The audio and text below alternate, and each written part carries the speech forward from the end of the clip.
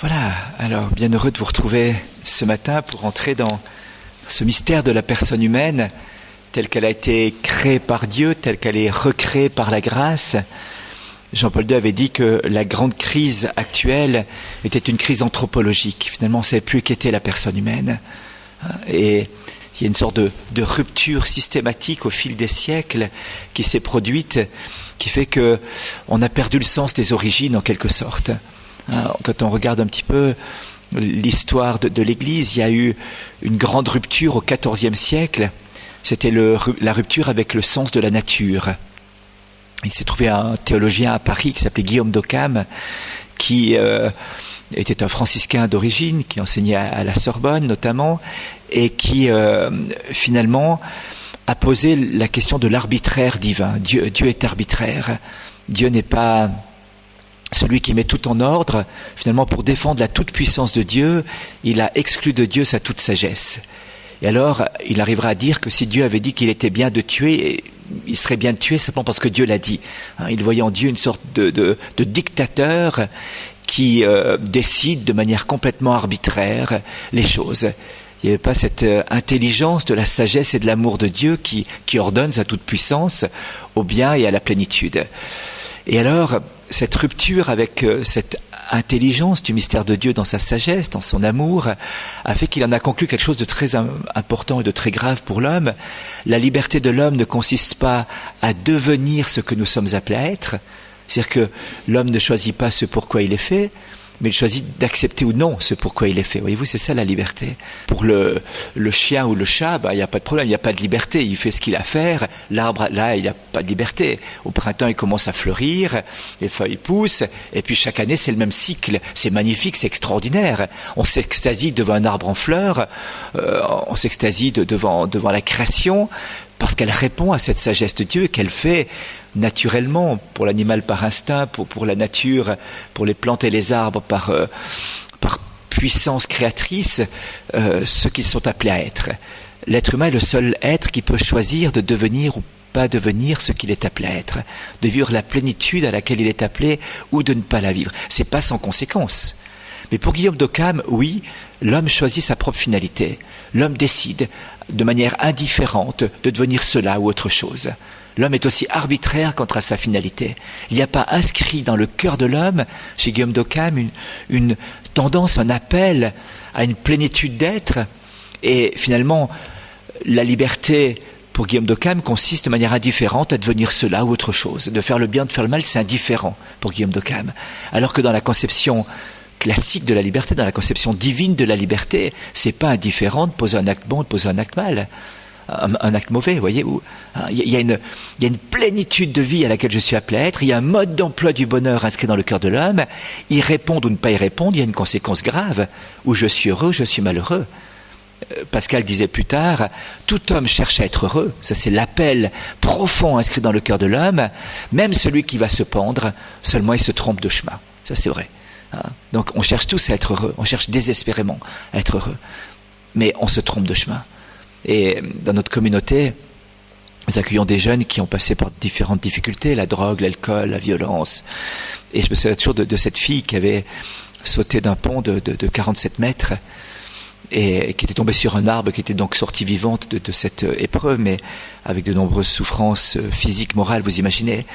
Et quand elle a quitté l'hôpital psychiatrique pour venir chez nous, elle m'a dit plus tard, il m'a fallu autant de courage pour venir à la fraternité, pour rencontrer le Seigneur en quelque sorte, que pour sauter du pont. Cette expérience qu'il fallait une force extraordinaire pour répondre à l'appel. Derrière tout ça, c'était la soif de vie qui, même à travers l'acte de mort, c'est la soif de vie qui l'interpellait profondément, mais sans trouver d'issue, sans trouver de sortie, sans trouver d'espérance à cette vie. Cette expérience profonde d'une quête, mais désordonnée. Je pense toujours à cette fille un jour qui était venue, elle avait fait 3 tentatives de suicide, elle avait 16 ans, 15 ans et demi, hôpital psychiatrique, très violente, elle connaissait les flics, mais à coups de batte de baseball. Et puis, elle était en hôpital psychiatrique et quand l'infirmière est venue lui faire une piqûre, elle était en isolement complet, elle lui fait une piqûre pour la calmer un petit peu, l'infirmière s'est faite défoncer, elle a dû partir à l'hôpital. parce que elle s'est fait casser la figure par cette fille. Et à ce moment-là, le psychologue et le tuteur me téléphonent en disant que je ne devrais pas l'accueillir. Sa sœur avait passé chez nous, elle avait fait 5 ans d'héroïne et était sortie de la drogue. Et cette fille qui était aussi dans la drogue et tout, a dit pourquoi j'irais pas là où ma sœur était. Et moi j'avais rencontré une fois cette fille, et quand j'ai vu la boule de nerfs que c'était, j'ai dit ça c'est une fille qui fond l'air une maison. À elle seule, elle est capable de tout faire péter. Alors j'ai dit écoutez non, c'est vraiment pas possible, on peut pas l'accueillir. Et on m'a dit écoutez, on la mettra dans la rue, les flics s'occuperont d'elle. Et je dis, mais attendez, on ne peut pas faire ça quand même, c'est pas possible. Écoutez, nous, on ne peut plus la supporter à l'hôpital psychiatrique, on ne peut plus la tenir, c'est trop grave. Et il ira en prison. Et puis, je dis, écoutez, c'était un vendredi, je me souviens, je dis, écoutez, amenez-la lundi. On la mettra dehors le week-end, et puis si on la récupère lundi, on vous la ramènera lundi. Je dis, écoutez, on ne peut pas faire ça. Enfin, je dis, amenez-la ce soir, c'était le vendredi matin. Le gars, il dit, je débarque tout de suite. Alors, il débarque avec cette fille. Quand j'ai vu l'état, je dis, dans quelques heures, elle va se casser, quoi. C'est pas trop loin, ou quelques jours. Donc, je me suis dit, c'est pas trop grave, on va faire le gros dos, on supportera. Et puis, ça a duré jusqu'au jour où elle se met à hurler. De toute façon, vous me faites tout chier. Moi, je me casse. Je dis, écoute, tu peux te casser, mais pas avant qu'on ait causé. Elle me dit, j'ai rien à voir avec toi, tu dégages, laisse-moi les baskets. Alors je la suis jusque dans sa chambre. Et puis là, je bloque la porte. Elle me dit, t'as pas le droit de rentrer ici. Je dis, écoute, on est tous les deux chez le Seigneur. C'est pas ta chambre, c'est pas la mienne, c'est vrai. Mais je t'ai dit que tu partais pas avant qu'on cause. Soit elle me dit, j'en ai rien à foutre, je fais mes bagages et je me casse. Tu peux être là si tu veux, ça me gêne pas. Alors elle met ses affaires dans sa valise. À ce moment-là, je ferme la valise, je m'assieds dessus et je dis, écoute, je t'ai dit, tu partais pas d'ici avant qu'on ait causé. Après, tu peux te casser, tu fais ce que tu veux, mais tu pars pas d'ici avant qu'on ait causé. Et elle s'approche de moi avec le poing comme ça. Alors là, j'ai enlevé mes lunettes en disant qu'il valait mieux un œil au beurre noir qu'un œil crevé. Et quand elle s'est approchée tout près de moi avec le poing comme ça, elle s'est arrêtée, elle s'est bloquée. Et elle s'est mise à crier en disant, mais pourquoi je suis comme ça? Ah, je dis, ça c'est une bonne question. Assieds-toi, on va en causer. On a passé longtemps comme ça à parler. Et puis, je lui dis, tu vois, ton cœur crie une soif, c'est la soif de Dieu. Alors, je te propose une chose, on fait un deal, les deux, si tu veux. Quand tu as envie de péter les plombs et de casser la gueule à tout le monde, eh bien, tu vas à la chapelle, on a l'adoration perpétuelle du Saint-Sacrement jour et nuit, donc tu vas là-bas, tu te mets devant. On me dit, mais j'y crois pas, ton machin, ce petit machin rond, je sais pas ce que c'est. Tu me dis que c'est Dieu, mais j'en ai aucune preuve, rien du tout. Je dis, vas-y, tu lui poses la question. Et pour moi, tu t'emmerdes pas tout le monde à côté, ça lui, il supporte bien, il est habitué à encaisser les coups. Nous, on a plus de peine à supporter. Alors tu vas là-bas pour ça, puis elle y allait régulièrement, et les choses étaient plus ou moins supportables pour la maison, jusqu'au jour où, en passant devant la chapelle, elle était en train de sortir, et elle se tenait comme ça, elle me dit, aïe, aïe, aïe. Je dis, mince, qu'est-ce qui se passe? Le cœur, elle me dit. Je dis, viens, on part vite à l'hôpital. J'ai fait encore une crise cardiaque en plus, avec toutes les histoires qu'elle a. Elle me dit, non, c'est pas ça, c'est l'amour. Alors je dis, attends, explique-moi ce qui se passe. Et elle me raconte qu'elle en est tellement marre, qu'elle dit, maintenant, Seigneur, c'est la dernière chance que je te donne. Ou c'est toi qui es là et puis on fait quelque chose ensemble, ou alors moi c'est fini, ma vie elle est terminée. Cette fois-ci je me loupe pas. Et elle s'était mise devant le Saint-Sacrement, à genoux, à ça de l'ostensoir, plantée devant l'autel. Et ça faisait 1 heure qu'elle était là, me dit-elle, et tout d'un coup, elle dit c'est fini, voilà. Et à ce moment-là, cette grâce, cette tendresse de Dieu, son cœur s'est mis à brûler. Elle m'a dit voilà, ça brûlait, je savais que Dieu m'aimait. Je peux dire, depuis ce jour-là, cette fille, c'était le changement total. Elle a fait les 800 km, c'était au mois de avril-mai, je crois, comme ça. L'année suivante, la même année, elle a fait les 800 km du pèlerinage de Saint-Jacques-de-Compostelle. Arrivée à Lourdes avant de partir, elle a déposé ses pastilles au pied de la Vierge Marie. J'aurais jamais accepté si elle m'avait dit avant. Elle m'en a pas parlé, heureusement. En disant, Marie, écoute, maintenant je veux pas vivre ma vie entière avec ça. À 16 ans. Et elle termine dans 3 mois, sa formation de secrétaire, éruption de la grâce de Dieu. Elle me dit, tu vois, ce que je cherchais dans la violence, ce que je cherchais dans la force, finalement c'était Dieu. Je cherchais partout désespérément celui qui donnera un sens à ma vie. Et c'est l'expérience de saint Augustin. Dieu est plus intime à moi-même que moi-même, voyez-vous. Donc le cœur de l'homme, il est fait pour Dieu. Cette première rupture, c'était de casser cette aspiration du cœur de l'homme à Dieu. Ce mode d'emploi du bonheur qui est inscrit dans le cœur de l'homme, eh bien Guillaume d'Occam l'a refusé.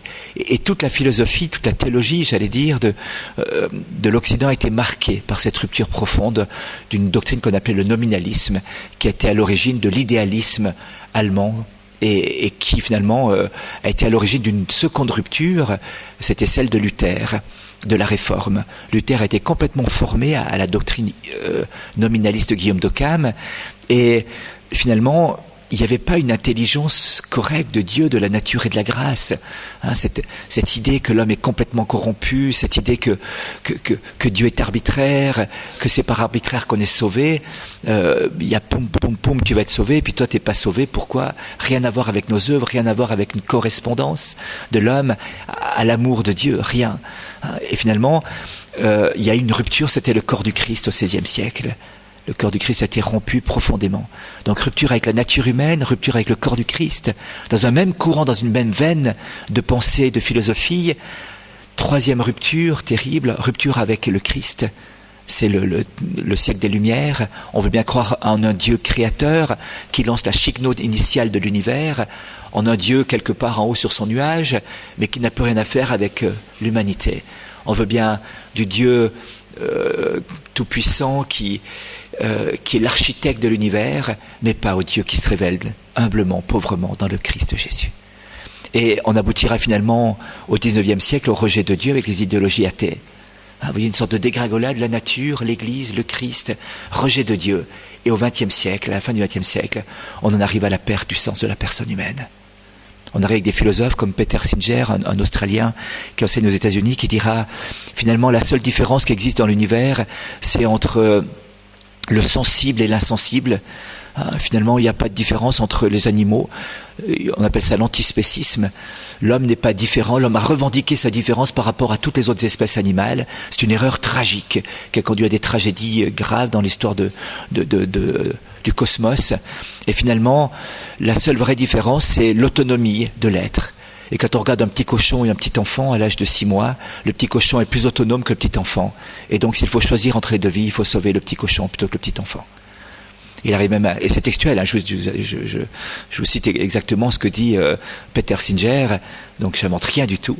Hein, et hier soir, je lisais qu'aux États-Unis, il y avait toute une polémique parce qu'un grand professeur à Chicago venait de déclarer que finalement il fallait commencer à éliminer les hommes, il y en avait trop sur la Terre et que ça détruisait l'écologie du système planétaire. Alors, des gens l'ont tombé dessus, ont écrit des mails, et puis le directeur de l'université, là où se trouve ce professeur qui a dit ça, a dit, mais de quel droit l'attaque-t-on ? Il y a des positions différentes, des interprétations différentes. On peut ne pas tout partager ce que pensent les gens, mais il a le droit de s'exprimer, de dire des choses pareilles. Et donc, c'est pas si abstrait que ça, voyez-vous. C'est pas si abstrait que ça dans la mesure où, si l'on regarde aussi les nouvelles et que l'on voit ce que l'on fait pour l'intérêt économique, pour l'intérêt sensible, eh bien, où est la personne humaine ? Quelle est la dignité de la personne humaine, voyez ? Donc, vous voyez, cette catastrophe de rupture depuis le XIVe siècle, perte du sens de la nature, perte du sens de l'Église, qui était le lieu même de l'épiphanie de la beauté de la personne humaine. Parce que l'homme est transfiguré dans l'Église par le Christ. Le Christ révèle à la fois le vrai visage de Dieu et le vrai visage de l'homme.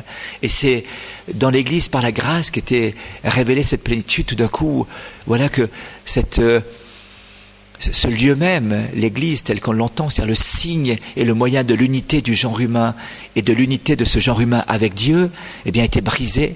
On perdait l'unité du royaume, le signe du royaume, d'une humanité rachetée, d'un univers racheté au cœur de cette terre blessée par le péché.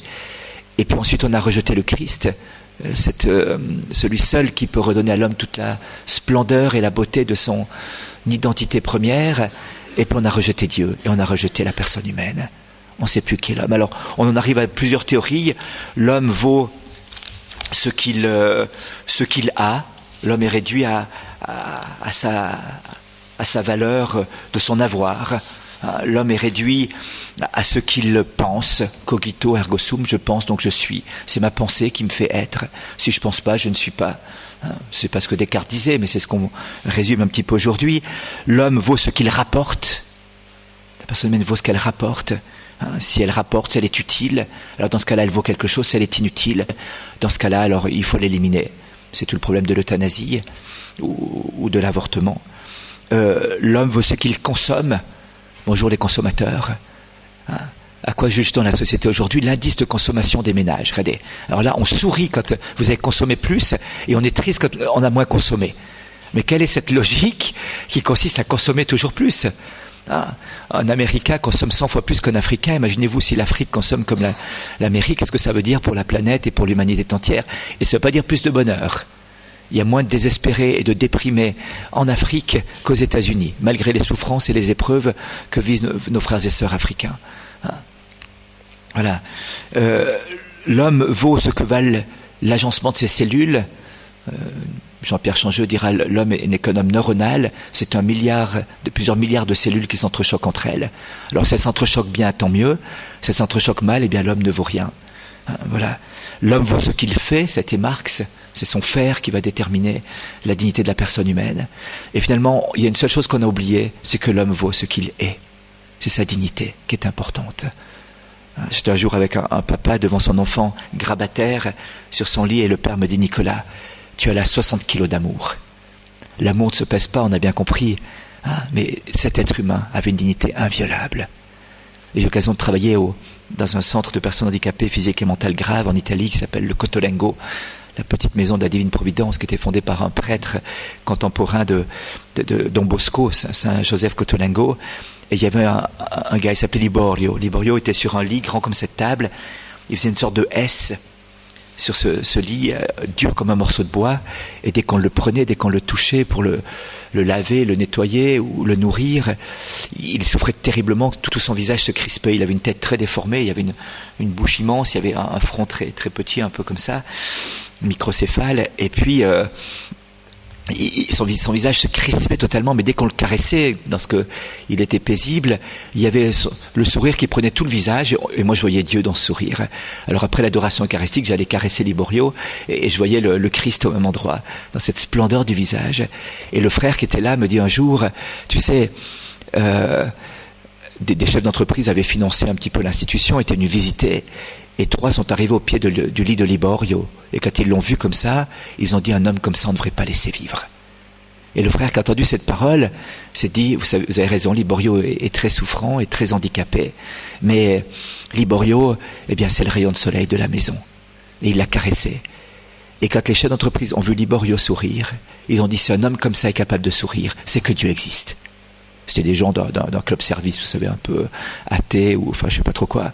Eh bien, depuis ce jour-là, toutes les semaines, ces 3 chefs d'entreprise, complets cravate, avec une blouse blanche dessus, tous les samedis matins, venaient raser les malades. Quand j'étais là-bas, ça faisait 9 ans qu'ils venaient systématiquement, tous les samedis matins, raser les malades, parce que Liborio leur avait souri. Je me suis dit, cet homme qui n'avait rien, qui n'a pas pu parler, a réussi à évangéliser 3 chefs d'entreprise. Comme disait, je ne sais plus qui, c'était pas Cantal Messa qui disait, imaginez-vous au matin de Pâques, Saint Pierre fait un sermon et 3000 conversions.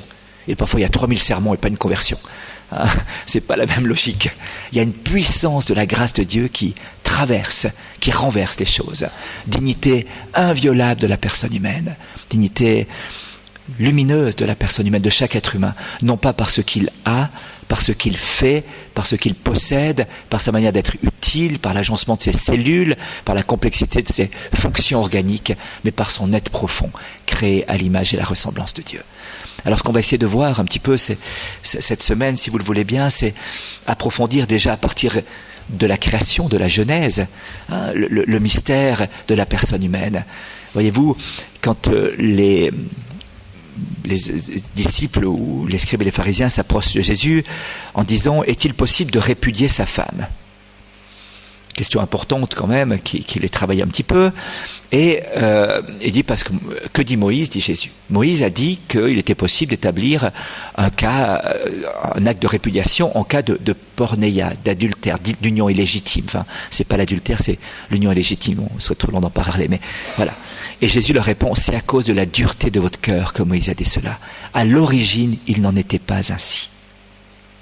Dieu les créa, il les créa hommes et femmes, et bien que l'homme ne sépare pas ce que Dieu a uni. Et les apôtres disent, mais alors si c'est comme ça, il vaut mieux pas se marier, trop compliqué. Et Jésus dit, oui, à l'homme c'est impossible, mais à Dieu rien n'est impossible. Et Jean-Paul II, partant de cette phrase, a fait toute une catéchèse au début de son pontificat. Il y a eu plus de 120 catéchèses qu'il a faites, une véritable bombe. Jean-Paul II, homme et femme, il les créa, une spiritualité du corps. Le style est exactement le style du philosophe et du théologien Jean-Paul II. C'est pas quelqu'un d'autre qui a rédigé ses catéchèses à sa place. Il est venu comme archevêque de Cracovie avec ce paquet sous le bras. il pensait l'éditer, c'était le fruit de toute sa pastorale auprès des familles, de sa pastorale auprès des jeunes. C'était le fruit de toute sa réflexion à partir de sa thèse de philosophie et de ses ouvrages, L'homme, personne et acte, l'amour et le don dans le couple humain, enfin toute cette réflexion qu'il avait faite. Et puis il pensait publier ça et donner ça en tant qu'archevêque de Cracovie. Il se trouve parachuté, évêque de Rome. Et alors, immédiatement, il a donné ses catéchèses là-bas. S'il avait publié ce livre avant, je crois que ça aurait été un hurlement, mais grâce à la manière dont il a procédé, ça passait de manière assez simple. Les catéchèses du mercredi, il n'y a que quelques-uns qui comprennent, les autres sont là pour voir le pape, pas trop intéressés à ce qu'il raconte. C'est en italien, de toute façon, il n'y a pas de traduction, la plupart des étrangers ne comprennent pas. Et puis bon, l'important c'est la bénédiction qu'il donne après, et puis il cite les noms, et tu sais, le groupe dit, et puis tout le monde applaudit, et chante un chant, puis voilà. Donc ça passait très bien, mais c'est une bombe théologique, c'est une bombe extraordinaire d'une sagesse et d'une profondeur sur l'anthropologie, sur le sens de la personne humaine, qui ne fait que commencer à être exploité. On vient de rééditer récemment ce livre. Il y a un très beau livre qui est sorti aux presses de la Renaissance sur la sexualité selon Jean-Paul II de Yves Semen, qui résume en quelque sorte ces catéchèses de Jean-Paul II. Et véritablement, on a une sorte de perception extraordinaire de la personne humaine. Un renouvellement de la catéchèse des premiers textes de la Genèse sur l'homme et la femme, sur l'idée de la personne humaine. Alors j'aimerais partir de cela, si vous voulez bien, pour revenir aux origines, pour revenir au début, pour voir quel était le plan de Dieu en créant l'homme, en le créant homme et femme. Alors, il y a deux récits, vous le savez, de la Genèse. C'est le premier récit qui est le récit le plus récent, en quelque sorte, chronologiquement parlant. On l'appelle le récit éloïste parce que Dieu est appelé sous le nom de Elohim. Donc voilà, c'est la raison pour laquelle ça s'appelle le récit éloïste. Et le deuxième récit, c'est le récit yaviste qui est le plus ancien, Genèse 2, donc Genèse 1 et Genèse 2, et parce que Dieu s'appelle Yahvé, voilà, c'est tout simple, l'expression utilisée dans le texte hébreu, c'est Yahvé. Et alors, vous le savez, ces deux récits ont quand même une différence. Le premier récit nous rappelle cette création en 7 jours, qui aboutit au Shabbat, au repos, mais qui passe par le 6e jour, qui est cette apothéose de la création de la personne humaine, de la création de l'homme et de la femme. On verra tout à l'heure dans les termes ce que cela veut dire. Et puis le deuxième récit, où l'homme est créé faisant l'homme à notre image comme à notre ressemblance, qu'il domine sur les poissons des mers. Dieu créa l'homme à son image, à l'image de Dieu il le créa, homme et femme il les créa. Et puis ensuite, Dieu les bénit, et ensuite, il y a l'épreuve de la liberté. Hein, comme ça. Voilà. Alors, je verrai assez vite sur le premier récit. J'aimerais juste revenir sur cette création de l'homme et de la femme. Qu'est-ce que ça veut dire? Comment Jean-Paul II éclaire ce mystère? Alors, le premier récit, c'est passionnant parce que il y a 10 paroles. Dieu dit 10 fois cette parole. C'est le signe de l'alliance. C'est le décalogue déjà qui est prédit. Et quand Dieu crée l'homme et la femme, il vit que cela était très bon. Il y a comme une stupeur au moment de la création de l'homme et de la femme. Jusque-là, Dieu dit, ça suffit. Et au moment où il va créer l'homme et la femme, il y a un arrêt, un changement de style, un changement de ton, un changement de vocabulaire. Dieu dit, faisons l'homme comme à notre image, notre ressemblance. Le faisons est déjà le signe d'un pluriel. C'est la Trinité qui disserte, qui est en train d'échanger entre elles le Père, le Fils et l'Esprit Saint. Jusque-là, c'était Dieu en tant que créateur, principe créateur, et là, tout d'un coup, c'est la Trinité qui intervient. Déjà en filigrane, c'est pas dit comme tel, mais nous, avec notre regard et notre lecture à partir de la révélation que le Christ fera de Dieu, nous allons comprendre que par ce pluriel, c'est la Trinité qui est là. Donc Dieu, l'homme est créé à l'image de la Trinité, relationnel, capable de relation, à l'image de la Trinité esprit. Les pères de l'Église racontent qu'il est créé à son image et sa ressemblance. Cette image de Dieu, tous les pères ne disent pas cela, mais la plupart reviennent à dire que l'image divine en nous, c'est notre nature spirituelle. La ressemblance, c'est la filiation divine. C'est la capacité de dire à Dieu, Abba Père. Et cette ressemblance a été perdue par le péché originel. On en reparlera dans les heures qui viennent. Et toute la tâche de Dieu, ce sera de nous reconquérir, de nous redonner une ressemblance, de nous réapprendre à dire à Dieu, Abba Père. On en parlera, on approfondira ce mystère de la filiation divine. La catastrophe originelle, c'est la perte de la relation filiale avec Dieu. Et donc, il y a une méfiance instillée dans le cœur de l'homme qui fait que l'homme n'ose plus s'approcher de Dieu, comme il s'approchait auparavant. Dans tout l'Ancien Testament, il y a 3 fois le mot Père qui revient, non pas en tant que Père créateur, il revient plusieurs fois, mais 3 fois en tant que Abba. Mais dans le Nouveau Testament, ça vient plus de 160 fois. La révolution, elle est là. Quand les apôtres sont saisis par la manière dont le Christ vit sa relation avec Dieu, avec Yahvé, Adonai, ils disent, mais apprends-nous à prier. Ils n'ont pas dit apprends-nous une technique, apprends-nous une méthode. Ils ont dit apprends-nous à rentrer en relation avec Dieu, comme toi tu es en relation avec Dieu. Et le Christ leur révèle ce nom extraordinaire. Quand vous priez, dites notre Père. Redites Abba.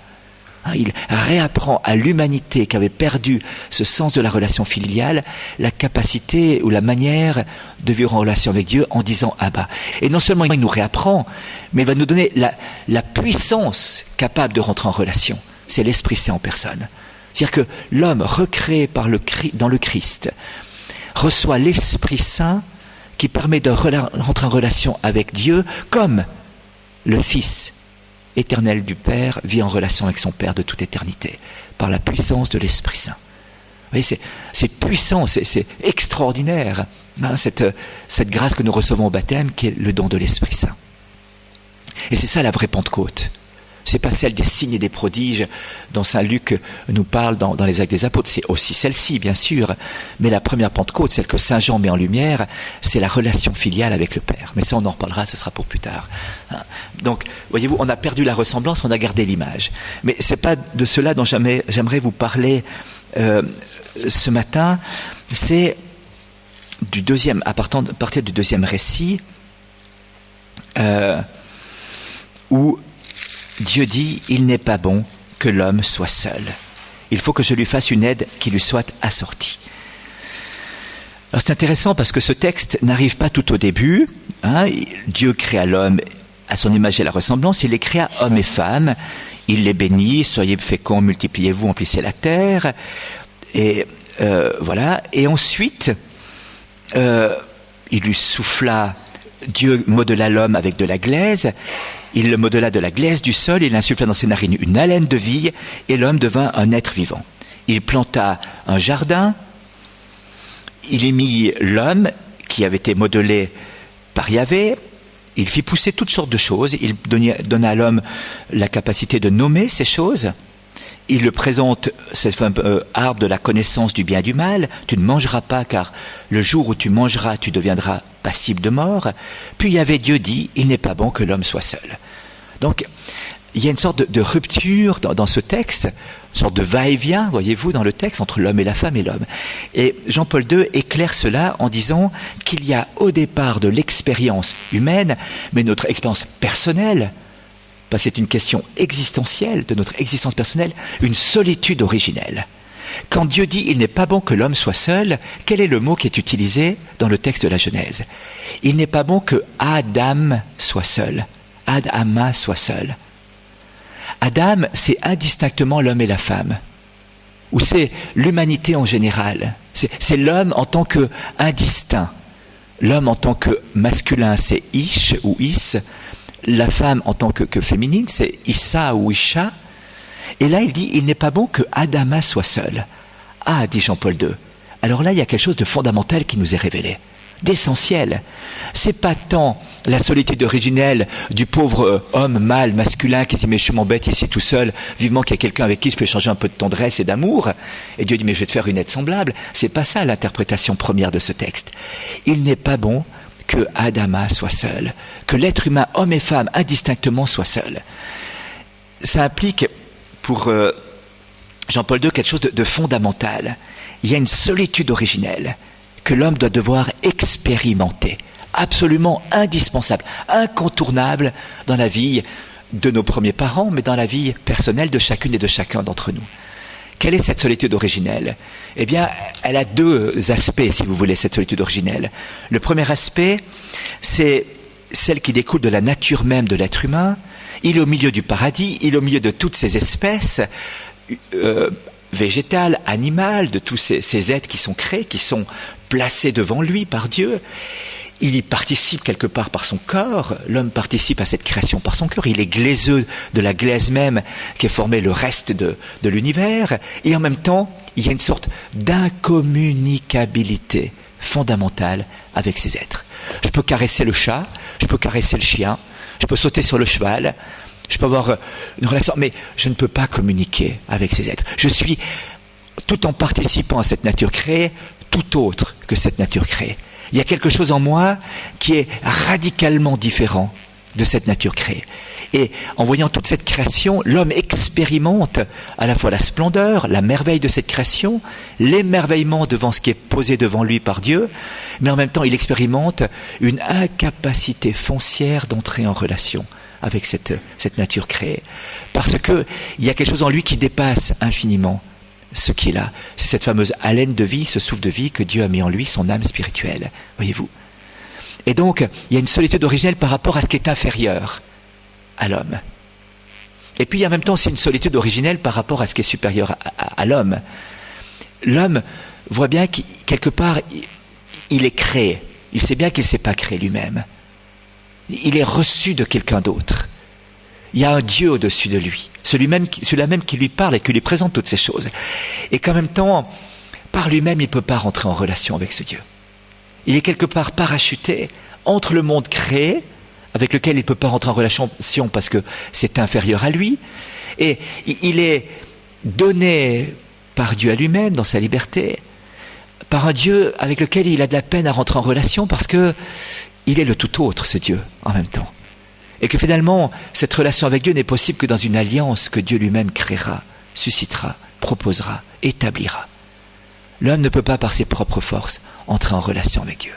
Alors voyez-vous, cette expérience de la solitude originelle est fondamentale. Elle est originelle non pas dans le sens chronologique du terme, dans le sens qu'elle avait lieu au départ chez nos premiers parents et puis c'est fini. Elle est originelle parce qu'elle nous rejoint chacune et chacun d'entre nous. Voyez-vous, avant le couple, avant le mariage, avant quoi que ce soit, il va falloir que chacune d'entre nous fassions cette expérience d'une solitude originelle. C'est la prise de conscience de qui nous sommes vraiment. La prise de conscience de qui je suis dans ce monde créé et sous le regard de Dieu. Dès le premier instant, dira Jean-Paul II, l'homme est à la quête, à la recherche de son identité. Mais qui suis-je? C'est les grandes questions de la philosophie.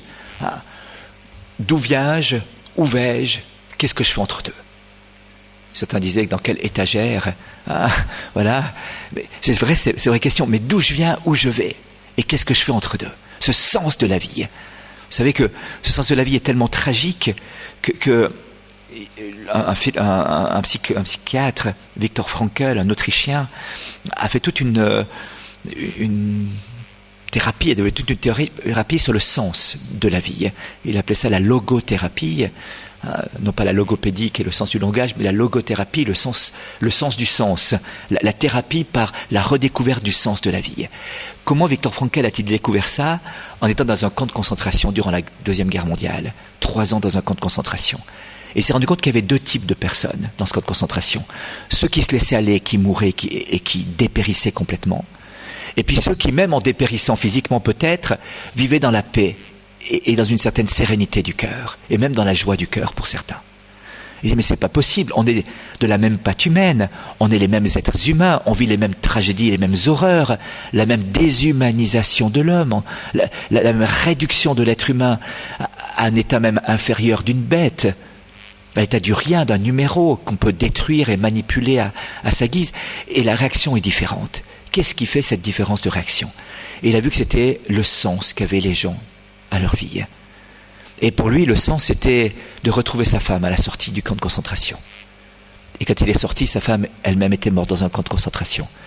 Et il s'est rendu compte que ce sens simplement humain ne suffisait pas à donner un sens à la vie humaine. Qu'il fallait un sens bien autre, le sens de Dieu. Il était juif. Le sens de Yahvé, le sens d'Adonai. et que finalement, toute la question de l'être humain était la question du sens de sa vie. Et il a défini la dépression comme étant une dépression noogène, c'est un mot un peu compliqué peut-être, mais qui veut dire une dépression d'un homme qui implose parce qu'il ne sait pas ce qu'il fait sur cette terre et où il va. Il n'a plus de sens. Quand on a perdu le sens, on est désorienté, on a perdu l'Orient, on est déboussolé, et ça devient un désastre. On a perdu l'astre, vous voyez. Donc le déboussolement de l'homme par une désorientation de l'homme conduit au désastre de la personne humaine. Et la redécouverte du sens, la redécouverte de la boussole oriente la personne humaine, oriente vers l'Orient, le Christ, soleil levant, sans déclin. Et du coup l'homme retrouve une dignité et retrouve ce qu'il y a de plus profond en lui. Eh bien, la première question, la solitude originelle, est justement celle du sens de la personne humaine. Mais quel est le sens de ma vie? Quel est le poids de ma vie? Qu'est-ce que je fais de ma vie? Voyez-vous?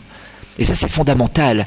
Et Jean-Paul II insiste sur une vingtaine de catéchèses, sur cette dimension du sens de la personne humaine, sur la solitude originelle, qui conduit à l'unité originelle, ensuite hommes et femmes, Ish et Isha, et à la nudité originelle, l'expérience de la nudité originelle. Qu'est-ce que ça veut dire?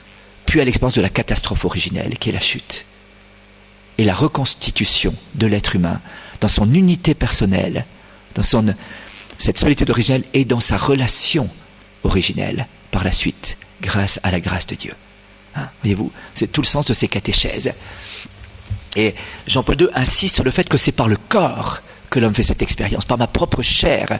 C'est pas une expérience, bien sûr, elle est réfléchie.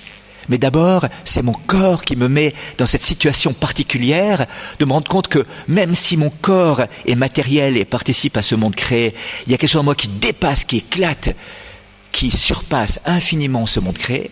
Et puis il y a en moi, avec mon corps, quelque chose qui n'est pas corporel, qui est appelé à une relation avec Dieu, mais que je n'arrive pas à établir par moi-même. Le branchage, c'est pas moi qui peux le faire, c'est Dieu qui peut me brancher sur lui. C'est la grâce.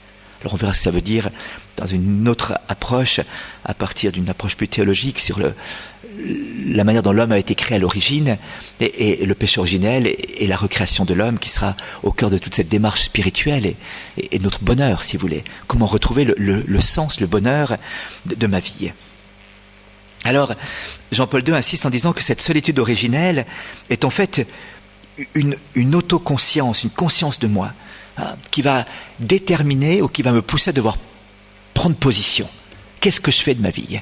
Qu'est-ce que je fais du fait que je constate que je ne peux pas être en relation avec la création à titre d'égalité? Bien sûr, j'ai une relation.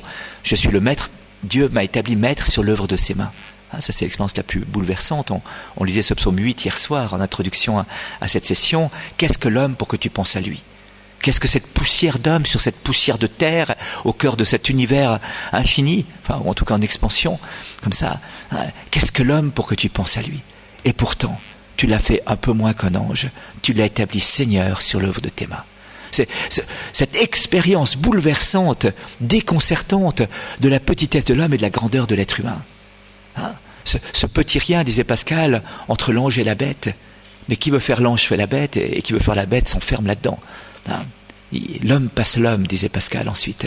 L'homme passe l'homme. Eh bien, c'est ça cette expérience première, voyez-vous. Cette stupeur première de la solitude originelle, où l'homme prend conscience de qui il est, participe à la nature créée et en même temps appelé à bien autre chose, à bien plus, à une relation plus grande, plus belle, qu'est la relation avec Dieu, qu'il ne peut pas se donner par lui-même, et en même temps un appel à la liberté. L'homme est seul et en même temps appelé à l'alliance. L'homme est seul et appelé à l'alliance. Alors, cette dignité, voyez-vous, de la personne humaine, elle est inviolable. On peut la détruire, on peut la casser, mais c'est impossible de la violer. Il y a un très beau livre ici, Ils ont voulu tuer l'homme. C'est un témoignage d'une médecin roumaine, Elena Danubia, qui a, c'est son nom d'emprunt, c'était pas son vrai nom, et qui a été arrêtée, qui a passé 10 ans dans les prisons de Ceausescu, et qui raconte ce qu'elle a vécu là-bas, et ce surgissement de l'expérience de sa dignité humaine au cœur même de l'inhumanité. Je lis ce petit passage parce que il est à la fois terrible et lumineux sur cette expérience. de l'homme seul et en même temps appelé à l'alliance. Et là, on n'est plus dans l'origine, on est déjà dans l'expérience de l'alliance avec le Christ. Donc c'est ce qu'elle va nous partager. Elle raconte: je suis seul avec un grand et gros officier. Je suis debout, le dos tourné contre le mur, lui debout face à moi, s'appuyant sur son bureau. Dénoncez vos complices. Mais je n'ai pas de complices, il n'y a pas d'organisation. Elle a été accusée d'être espionne au service de deux grandes puissances planétaires qui s'appellent le Vatican et la Suisse. Vous voyez, c'est quand même une accusation grave. C'est quand même deux puissances qui risquaient de mettre en branle tout l'Empire soviétique. Enfin, ça l'a fait d'ailleurs, hein, mais pas comme on l'imaginait, et pas avec des divisions blindées. Quand on disait à Staline, le Vatican, attention, on va être fâché contre vous. Le Vatican, combien a-t-il de divisions? Le Vatican n'avait pas de division, mais avait la grâce de Dieu. Ils ont eu Jean-Paul II. Et le mur de Berlin s'est effondré au contact de ce héros de l'humanité et du royaume. Voilà. Alors, il dit: avouez vos complices. Subitement, il soulève sa botte et me donne de toutes ses forces un coup dans le ventre. La terre se met à trembler. Avouez vos complices. Il ne cesse de jouer avec mon ventre comme avec un ballon. L'urine commence à couler sur mes jambes. Je sens que je vais m'évanouir. Je vois sur son bureau un grand encrier en marbre. Je ne peux plus supporter le jeu de ses bottes. Je ne peux pas m'enfuir. J'ai envie de lui casser la tête avec l'encrier en marbre. D'ailleurs, je suis seul avec lui dans cette pièce. Il n'y a pas de gardien avec nous. Je suis de plus en plus inondé par le sang, l'urine, les matières fécales qui s'écoulent de moi. J'avance ma main vers l'encrier. Il ne voit pas mon geste. Il est si excité, si sadique, qu'il n'imagine même pas que je pourrais le tuer. Ma main s'approche de l'encrier. Quelqu'un la saisit et la met sur son cœur. Je sens son cœur avec S majuscule qui frappe follement dans ma poitrine. Petit à petit, toute la haine que je portais dans mon cœur se dissipe. Je ne sens plus les coups. Je serais capable de baiser ses bottes. Quelqu'un me détourne de mon désir de vengeance. Dans les bras ouverts du Christ, je suis libre. Je me jette les bras ouverts dans cette présence qui m'attire. Dans les yeux du Christ, je lis la victoire de l'amour. Une réponse à toutes mes angoisses. Un grand feu remplace la haine, un grand feu lumineux. Le ciel remplit la nuit de mon âme. L'homme qui est présent me murmure. L'homme qui est présent, le Christ. Tu as connu ma croix, elle t'a soutenu. Reste attaché à elle. Elle fait partie de moi-même. La passion de ta vie, c'est la croix. Soulève-la pour découvrir que les mots amour et liberté y sont inscrits avec mon sang. La vérité est celle qui engendre l'amour, et l'amour est la mère de la liberté. Notre-Dame de la Liberté, priez pour nous. Je suis là, oui, c'est bien lui qui m'ouvre le chemin de la liberté. Le bourreau n'est plus un bourreau, il est transformé en une grâce. Il n'est plus un sadique qui tape sauvagement sur mon ventre. C'est bien sa joie, celle du Christ qui m'envahit. C'est bien lui, l'homme qu'ils ont voulu tuer, et il me prend dans ses bras. C'est bien lui, l'homme qu'ils ont voulu tuer, et il me prend dans ses bras. L'expérience bouleversante de l'alliance, de la dignité de la personne humaine, l'expérience transfigurante de la grâce plus forte que tout, l'expérience ressuscitante, en quelque sorte, de la tendresse de Dieu dans la souffrance de l'humanité. Voilà, alors, ce passage de la solitude originelle, il se vit comme ça, voyez-vous. Il y a une sorte d'expérience, la seule au milieu de tous, seule parmi tous, seule en train d'expérimenter la violence et la haine et la tendresse de Dieu en même temps. Alors, c'est le premier aspect. L'homme est seul. Cela veut dire, dit Jean-Paul II, qu'à travers sa propre humanité, à travers ce qu'il est, il est en même temps constitué comme unique, comme irréductible, et qu'il est appelé à rentrer dans une alliance, à choisir de rentrer ou non dans ce qui le fait exister, c'est la relation avec Dieu. Ce n'est pas la relation avec la création qui fait exister l'homme, c'est la relation avec Dieu qui fait exister l'homme, et qu'il établit dans sa dignité la plus profonde. Et parce qu'il est en relation avec Dieu, alors il aura un rapport à la création. Vous voyez, aujourd'hui on a renversé ça. C'est toute la relation à la création, l'écologie, à la mère Gaïa qui va être déterminante. L'homme ne se définit que par rapport à sa relation à la création. Dans l'écologie profonde, dans toute l'idéologie écologiste, eh bien, toute la question qui se pose, c'est la relation avec la création. Mais elle est seconde, cette relation à la création. Elle est plutôt première dans l'expérience que cette relation-là ne suffit pas au cœur de l'homme, ne remplit pas le cœur de l'homme, ne satisfait pas le cœur de l'homme. Ce qui va satisfaire, remplir, épanouir le cœur de l'homme, c'est l'alliance avec Dieu. C'est d'entrer dans la relation avec Dieu, qui ensuite justifie la place de l'homme dans la création. Mais si l'homme n'est pas en relation avec Dieu, alors il n'aura pas une relation juste avec la création. avec l'écologie, avec tout cet univers créé. Il sera dans une perturbation profonde qui ne peut que créer des catastrophes naturelles, écologiques, de toutes sortes. C'est la perte du sens de Dieu que manifeste en plénitude la crise écologique que nous vivons aujourd'hui. Mais ce n'est pas une erreur de relation de l'homme avec la création comme telle, c'est une erreur de la relation de l'homme avec son Créateur, avec son Dieu et son Sauveur. Voilà. Alors, l'homme, dans sa matérialité, dans son corps, va faire l'expérience petit à petit de cette relation au monde et de cette altérité totale. Il est le seul à pouvoir cultiver cet univers, et l'homme, à travers cette possibilité de cultiver, va découvrir fondamentalement sa dignité. Donc la signification originelle, la plus profonde de la solitude originelle, eh bien, c'est vraiment de découvrir que sans Dieu, l'homme ne peut rien faire. Et voyez-vous, c'est fondamental de pouvoir faire cette expérience. Dans notre chemin de croissance, dans notre chemin d'existence, il va falloir avoir un temps dans notre vie où tout d'un coup je me découvre seul sous le regard de Dieu. Saint Jean de la Croix disait, il faut faire cette expérience qu'il n'y a que Dieu et moi qui existent au monde à un moment donné dans notre vie. Non pas pour être sur les autres, mais pour vivre une juste relation avec soi-même, avec Dieu et avec les autres. S'il n'y a pas ce passage par la solitude originelle, eh bien, je serai un être dépendant, affectivement dépendant. Finalement, on le voit ça avec les adolescents et les jeunes, vous avez peut-être connu ça aussi. On quitte papa et maman pour fréquenter, pour établir une relation avec quelqu'un d'autre, ce qui est normal. Il quittera son père et sa mère et pour établir avec cette femme et aura des enfants et bâtira une vie nouvelle. Ça, c'est tout à fait dans la logique de Dieu. Mais finalement, il y a entre cette indépendance, ce fait de quitter la maison paternelle et d'établir un nouveau foyer en quelque sorte, il y a cette nécessité d'une expérience de la solitude originelle. Si je ne passe pas par la solitude originelle, je ne serai pas vraiment debout. Et je serai toujours dans une dépendance affective.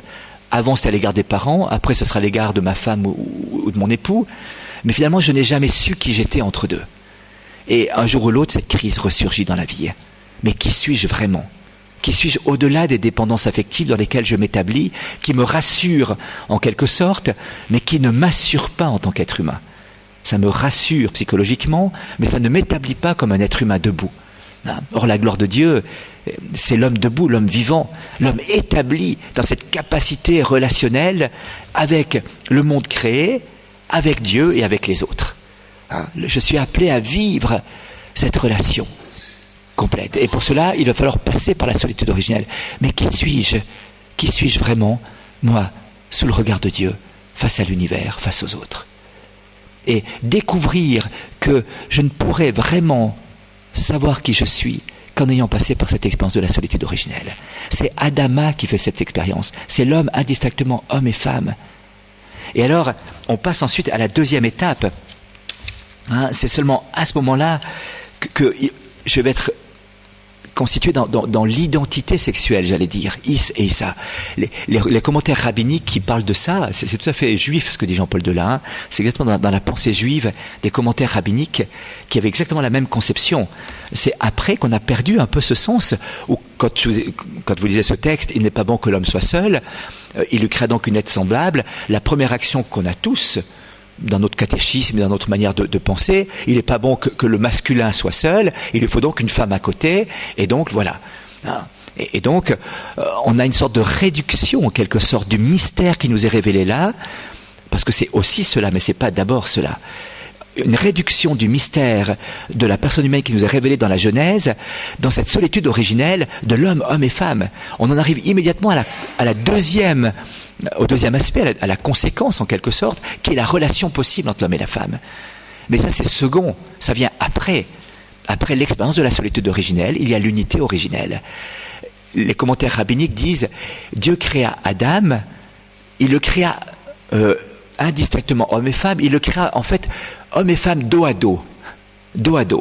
Et puis une fois que l'homme et la femme ont fait l'expérience de la solitude originelle, dos à dos, alors il les a mis face à face.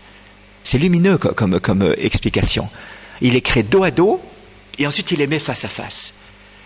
dos à dos pour bien découvrir que je suis, moi, appelé à faire l'expérience de cette fameuse solitude originelle, de ce qui me fait exister en tant qu'être humain, de ce regard de Dieu, créateur et sauveur, ça nous le savons nous aujourd'hui, qui me détermine dans mon identité profonde d'être humain. Et ensuite, cet être humain qui a découvert son identité profonde va alors pouvoir vivre cette deuxième dimension de l'être humain, qui est la dimension relationnelle. Ça veut dire quoi? Ça veut dire que l'être humain a deux dimensions. Une dimension d'intériorité, d'unité intérieure, et une dimension de relation. La relation ne peut pas combler le vide de l'identité, de l'unité profonde. Et même après le péché originel, la question se pose en termes différents. L'homme est blessé dans sa capacité relationnelle. Sa capacité relationnelle avec Dieu, combien de méfiance on a à l'égard de Dieu. Combien de fois on a vu Dieu comme un père fouettard. Peut-être pas personnellement, mais dans la culture ambiante. Quand Sartre dit Dieu, si Dieu est, l'homme n'est pas. Or l'homme est, donc Dieu n'est pas. Joie, joie, joie, pleurs de joie. Sartre fait l'expérience. À un moment donné, il est dans un jardin seul. Et tout d'un coup, il dit, mince, il y a quelqu'un qui me regarde. Quelqu'un me regarde. Il veut se planquer, il n'y arrive pas. Il cherche à se planquer partout. L'expérience du regard de la tendresse d'amour de Dieu sur lui, c'est ça. Mais il la refuse. Attention, quelqu'un viole mon intimité. Quelqu'un viole ma liberté. Quelqu'un viole ma personnalité. Je m'en fous, dit-il, que cette personne existe ou n'existe pas. Je ne veux plus ce regard sur moi. Et donc, je décide que Dieu n'existe pas, que ce regard n'existe pas. Peu importe de la réalité ou pas de ce regard, c'est pas ça. Je ne veux plus ce regard sur moi. Je veux reconquérir ma liberté. Pour lui, la liberté, c'est de se créer soi-même. De se créer soi-même. Simone de Beauvoir, son amie, dira « On ne naît pas femme, on le devient. On ne se reçoit pas, même pas dans son identité sexuelle. » On voit la conséquence aujourd'hui. On le devient, voyez-vous. Ce refus, ma liberté, c'est d'être seul le maître de moi-même. Je ne veux rien devoir à personne. Je ne veux pas que quelqu'un me regarde quand je suis dans mon intimité. Ça allait tellement loin pour Sartre qu'il se trouvait parfois au bistrot avec des gens, et il y avait Pierre qui était là, et disait quelqu'un a des nouvelles de Pierre? Quelqu'un sait si Pierre existe? Pierre n'existe pas. Il était là à côté. Il ne pouvait pas blairer cette personne, il ne pouvait pas supporter cette personne. Il niait même la réalité de l'existence de cette personne, voyez-vous. Ça allait jusque-là. Je suis moi-même. L'homme n'est qu'une liberté de se créer soi-même. Eh bien, ça c'est la conséquence de cette tragédie, j'allais dire, de ma capacité relationnelle avec Dieu, de me recevoir des mains de Dieu. De me recevoir des mains de Dieu. Que ma liberté m'est donnée par Dieu, qu'elle ne s'épanouit qu'en relation avec Dieu. L'homme n'est authentiquement libre que quand il vit selon le mode d'emploi du bonheur de Dieu. Voyez. Et notre culture est marquée par ça. La revendication de ma liberté contre l'autre, contre l'autorité. Quand celui qui me fait être, eh bien, va profondément dans la racine de notre inconscient collectif, pour parler comme ça. Voilà. Alors, l'homme est blessé dans sa qualité relationnelle avec Dieu, avec les autres. Et finalement, on a tellement besoin d'être unifié intérieurement qu'on va se protéger. On va essayer de se blinder. Et pour garder cette unité intérieure, et cette unité intérieure, je la préserve au détriment de ma relation. Je m'enferme en quelque sorte. C'est l'attitude de Bouddha, si vous voulez. C'est très intéressant de voir que l'attitude de Bouddha est une attitude lumineuse, dans un certain sens, quant à l'homme blessé par le péché originel. Parce que quelle est l'expérience du prince Siddhartha quand il sort du palais de son père? Le prince Siddhartha découvre, c'était 600 ans avant Jésus-Christ, il était hyper protégé dans le palais de son père, il sort vers 20 ans, 22 ans, comme ça, du palais de son père, et découvre que la vie est souffrance, que l'amitié est souffrance, que la mort est souffrance, que tout est souffrance finalement. Il est heurté profondément, il dit mais comment sortir de cette chaîne de la souffrance? Il est blessé complètement, comment ne pas éclater, comment ne pas exploser devant l'agression de la réalité qui se révèle à moi comme souffrance, comme blessure profonde. Alors il essaie de se perdre dans les plaisirs, c'est l'oubli, c'est la fuite en avant. Ça peut être l'activisme pour d'autres. Et puis il se rend compte que c'est sans issue. On se casse la figure. Alors il veut se lancer dans l'ascèse, puisqu'il y a une souffrance, mais moi je m'impose une souffrance à moi-même. Comme ça, je serai vainqueur de la souffrance par la souffrance, en quelque sorte. C'est plus une souffrance que je subis, c'est une souffrance que je me donne dans ma liberté, de telle sorte que je pourrais, grâce à cette souffrance, eh bien, rester maître de moi-même, en quelque sorte. Alors c'est l'ascèse à outrance, et il se rend compte que c'est sans issue aussi, parce qu'il est quand même submergé par cette épreuve. Et tout d'un coup, il découvre ce qu'il appelle la voie de l'illumination, c'est la fermeture. La seule manière d'éviter de souffrir, c'est de se blinder complètement par rapport au monde extérieur. C'est de se fermer, de se réfugier tellement en soi que je suis insensible par rapport au monde extérieur. Et vous voyez une certaine séduction de l'Orient que l'on vit dans la culture occidentale aujourd'hui n'est pas une séduction ésotérique ou exotique. Elle est une séduction anthropologique profonde. Cette séduction du bouddhisme est une réponse profonde à l'homme blessé qui ne sait pas comment garder son unité intérieure dans un monde où tout l'agresse quelque part, où il se sent si mal. Et la seule issue, c'est de se blinder pour éviter d'imploser intérieurement. L'autre réponse, elle est dans la grâce, mais elle est dans un visage, celui du Christ. Regardez même physiquement, Bouddha se replie en position du lotus, le nez dans la verticalité du nombril et dans un refermement comme ça de sa personne. Je me blinde. Le Christ se déploie toujours plus. Plus on le frappe, plus on le cogne, plus on l'injurie, plus on l'insulte, plus on le méprise, plus il s'ouvre. Déployé, arraché, étendu, distendu sur la croix. Et pourtant complètement unifié. Chez lui, la plénitude des deux dimensions de la personne humaine sont vécues jusqu'à l'extrême. L'unité intérieure, grâce à la communion avec son Père, l'ouverture totale jusqu'au pardon des bourreaux, grâce à cette communion aussi avec son Père. L'intériorité, vécue jusqu'au bout, devient capacité d'extériorité et d'ouverture. C'est pour ça que la solitude originelle est si importante, que je ne peux pas vivre une relation de couple authentique, ou une relation authentique d'amour avec les autres, s'il n'y a pas cette intériorité. Parce que je serai déstabilisé par l'autre. L'autre sera dangereux pour moi, dans la mesure où je ne suis pas unifié intérieurement, intériorisé totalement. Et donc, seul le plus grand apport que je puisse faire dans la vie matrimoniale, dans la vie de couple ou dans ma vie relationnelle, c'est mon intériorité, c'est mon unité intérieure. C'est le plus grand trésor que je puisse apporter. Ma qualité relationnelle, conjugale ou sociale va dépendre de cette solitude originelle que j'aurai découverte et cultivée. Je ne peux pas vivre, je peux être un être relationnel sans être un être de solitude en quelque sorte. C'était Claudel, Saint-Exupéry, je crois qu'il disait ça. Être adulte, c'est être seul. Non pas pour être isolé des autres, séparé des autres. C'est pas être seul misanthrope, c'est-à-dire rejetons les autres êtres humains. C'est pas cette solitude-là. C'est cette prise de conscience profonde de cette irréductibilité de mon être à quoi que ce soit d'autre. De cette altérité profonde, en même temps de cette unité profonde de mon être. Vous voyez, il n'y en a pas d'autre pareil dans le monde. Pas d'autre pareil. Je suis seul au monde. Il y a une sorte d'étonnement devant l'unicité de la personne humaine. Je pense à une petite histoire que c'était des soldats qui étaient en caserne en train de devoir éplucher des corvées de pommes de terre. Ils avaient fait des bêtises tout le week-end. Et il y avait là la montagne de pommes de terre pour le régiment qui était là. Et il y en avait un qui était là et qui se marrait chaque fois. Et chaque pomme de terre, il éclatait de rire. Et l'autre qui maugréait à chaque pomme de terre, rouspétant. Puis celui qui maugréait dit à l'autre, ça va pas la tête, en train de péter les plombs, mon pauvre, parce que t'as vu la montagne, tout le week-end, on va se taper ces pommes de terre à peler, et toi tu te marres à chaque pomme de terre. Mais c'est... Et l'autre dit, mais t'as pas vu, il n'y en a pas d'autres pareilles, elles sont toutes différentes. C'est tellement étonnant. Cet étonnement devant la diversité. Eh bien, ce qui était vrai pour ces pauvres pommes de terre, là encore plus pour l'être humain, voyez-vous. Nous sommes tous différents, pas seulement pour le visage, pas seulement pour les traits extérieurs physiques, pour l'âme même.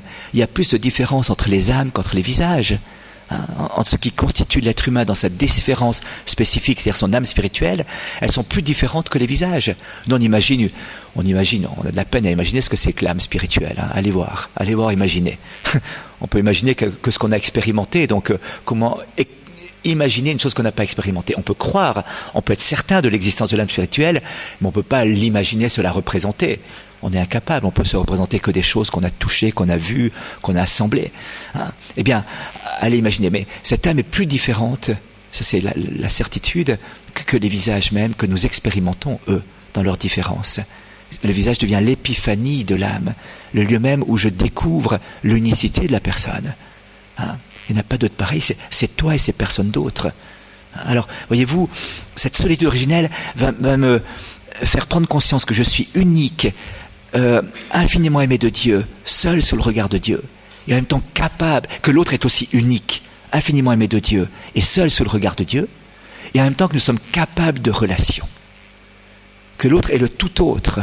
Vous savez que dans toute la crise que l'on voit aujourd'hui autour de la question homosexuelle, par exemple, une des analyses qui est faite le plus souvent par les psychiatres et les psychanalystes, c'est de dire que notre société a tellement renfermé l'homme sur lui-même qu'on n'ose plus la relation, l'altérité.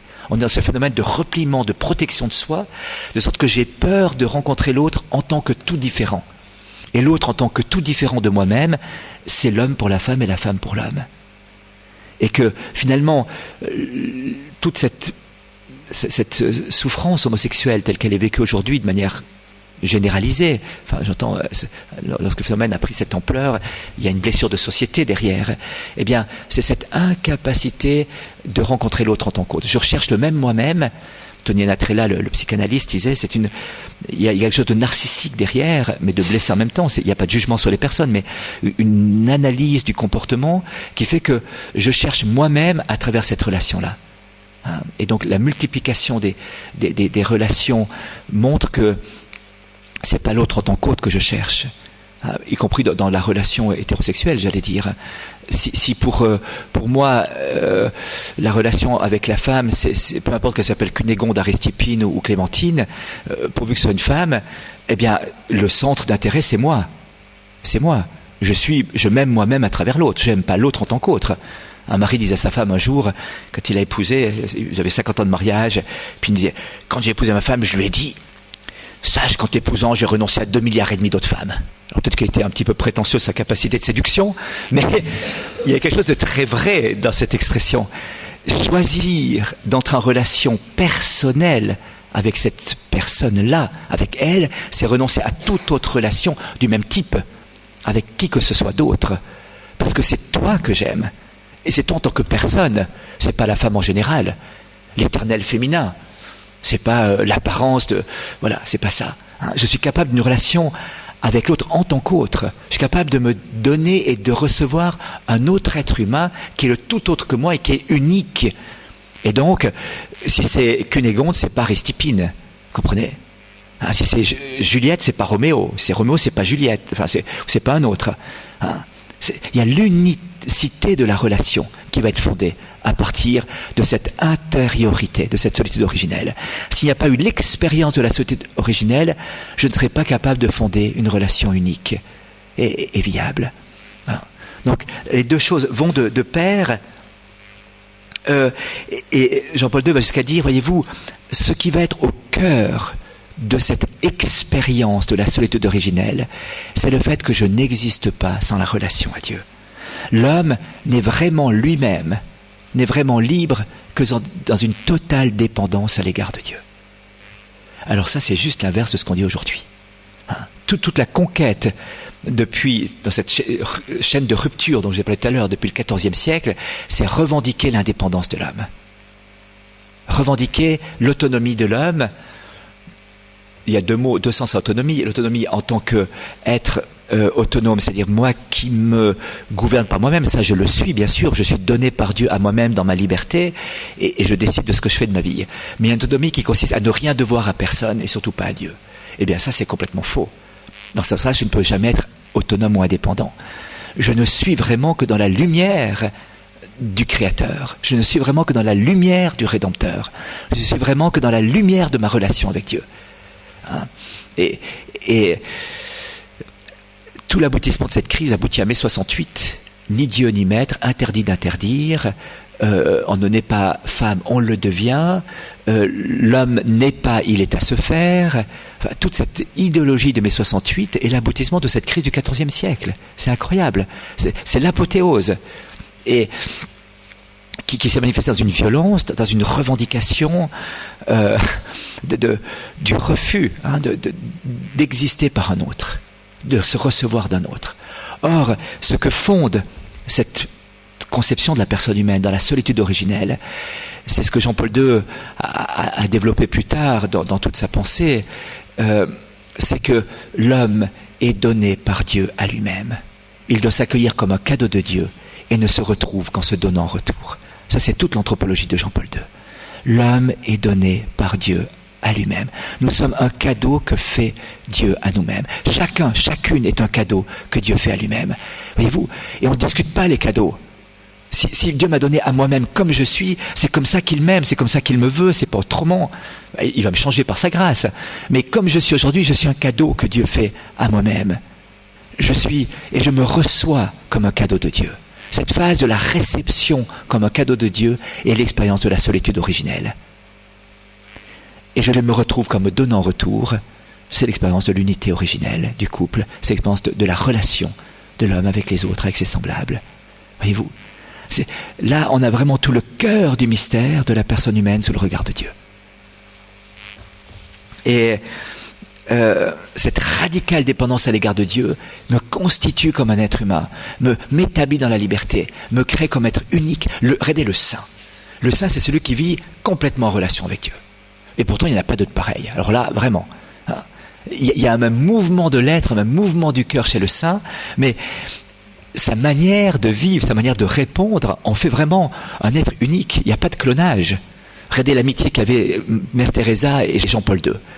Et la différence qu'il y avait dans l'expression extérieure de la sainteté entre ces deux personnages. Ce n'était pas la même chose. C'était la même manière de vivre, ce n'était pas le même charisme. Hein. Ils ont été au bout de ce qu'ils étaient dans l'unicité de leur être, en allant au bout de ce qu'ils sont appelés à être dans l'unité et dans la communion avec le Père. Seule la communion intime avec Dieu me permet de découvrir qui je suis et découvrir ma personnalité. C'est pas en faisant des thérapies de mille sortes, en faisant des analyses de tous côtés, qu'on va découvrir notre personnalité. Ma vraie personnalité m'est révélée au fur et à mesure que je m'accueille moi-même comme un cadeau de Dieu. Je découvre vraiment, le moment où je découvre Dieu, et le moment où je me découvre moi-même, est le même mouvement, et le même moment. Ensuite, je développe dans l'intimité avec Dieu ma vraie personnalité. Mais l'acquisition, ou je vais dire la prise de possession de ma personnalité, va de pair avec ma prise d'intimité avec le Seigneur. Et Dieu sait si on aimerait acquérir notre personnalité, si on aimerait être soi-même et non pas le clone ou la reproduction d'un autre. Une humanité qui n'a plus de relation avec Dieu n'a plus de personnalité. Elle a des clones, elle a des hommes préfabriqués qui vont établir leur être en fonction du clan.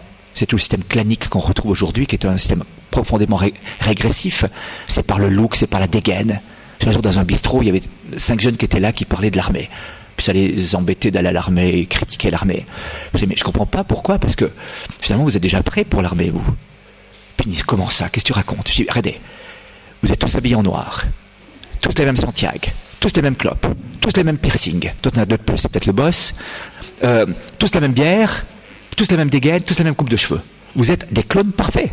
Alors vraiment, l'uniforme, vous l'avez déjà. Pas celui de l'armée, mais vous êtes déjà en uniforme. Parfait. Et alors, on a commencé à discuter, c'est vraiment sympa. Puis d'un coup, j'ai dit, vous savez, votre look, je m'en fous. Tu vas être en piercing ici, là où tu veux. Enfin, c'est notre autre chose. Mais enfin, ton cœur, qu'est-ce qu'il y a derrière ton look?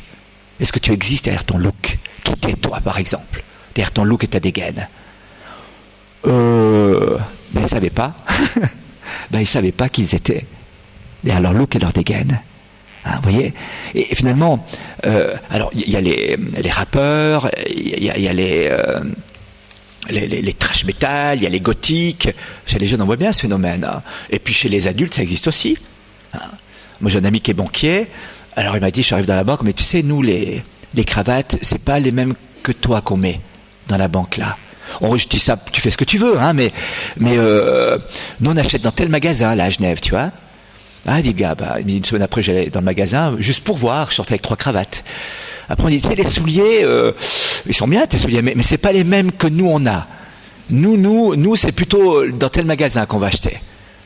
Et 15 jours après j'avais les souliers, ensuite le complet, et je suis sorti clone, banquier genevois. Voilà. Mais je ne me suis pas rendu compte. Et c'est sa femme qui, quelques temps plus tard, lui a dit, mais enfin, tu as changé complètement de look. C'est bizarre, tu n'étais pas comme ça avant. Et tout d'un coup, il s'est rendu compte que son habillement le faisait conforme, copie conforme à tous ceux de son milieu, comme ça. Et avec sa femme, ils se sont posé la question, mais qui nous sommes? Quelle est ma personnalité? Ben, je travaille dans une banque, c'est bien, mais ce n'est pas mon identité. Je suis un être humain avant de travailler dans une banque. Je ne me réduis pas à ce que je fais. Hein. Bien sûr, il y a des convenances sociales qu'il faut peut-être respecter. Mais si la convenance sociale me détermine en tant qu'être humain, détermine mon comportement, ça devient grave, voyez-vous. Eh bien, c'est ça. Comme il n'y a plus de personnalité, finalement, je ne sais plus qui je suis, parce qu'il n'y a plus de relation avec Dieu, eh bien, qu'est-ce qui va me déterminer? Ça va être une sorte de convenance où je me rassure en appartenant à tel cercle, à tel milieu, à tel type de relationnel. Et puis, finalement, voilà, je n'existe plus par moi-même, je suis plus cet être unique donné par Dieu à lui-même, qui s'accueille comme un cadeau de Dieu, qui se retrouve en se donnant en retour, mais je suis celui qui, béquille bancale sur un monde tremblant, s'appuie sur une autre pour exister. Hein. Alors voyez-vous, cette expérience de la solitude originelle est constitutive de notre personnalité. Alors je crois qu'il faut que je m'arrête. Nous allons reprendre ça après-midi et approfondir un petit peu cette idée. On passera après-midi à la notion d'unité originelle à partir de cette solitude originelle, et puis on verra un petit peu sous un autre angle, eh bien, qu'est-ce qui s'est passé, comment Dieu a-t-il constitué l'homme dans cette splendeur originelle, et qu'est-ce qui s'est passé après la chute originelle, et comment la reconstruction de l'homme va se faire à partir de cette irruption de l'alliance de Dieu dans l'histoire des hommes, l'irruption de la tendresse de Dieu dans le cœur de l'homme, l'irruption de la grâce dans la pauvreté de la vie de l'homme, dans la blessure de l'homme.